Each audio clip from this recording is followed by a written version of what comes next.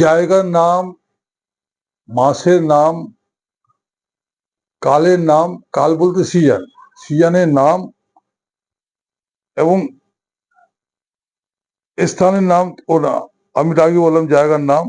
এইসব নামের আগে সাধারণত দি বসে না, এখানে খালি ইন বসাবে। কেমন? তো আমি এরকম টাইপের কয়েকটা উদাহরণ বলছি।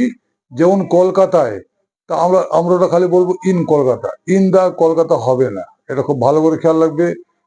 পাটনায় ইন পাটনা, দিল্লিতে ইন দিল্লি। এবার শীতকালে ইন উইন্টার, গ্রীষ্মকালে ইন সামার, বসন্তকালে ইন স্প্রিং।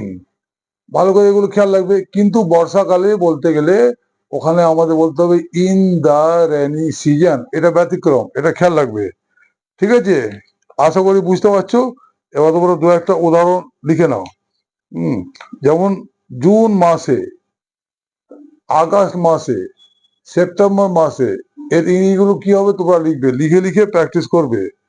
বাংলাতে, ইংরেজিতে, হিন্দিতে, এগুলো ভাষা, হিন্দি ভাষা, ইংরেজি ভাষা, ভাষার নামের আগেও ইন বসে এবং দি বসে না, এটা খেয়াল রাখবে। ভাষার নামের আগে দি বসে না।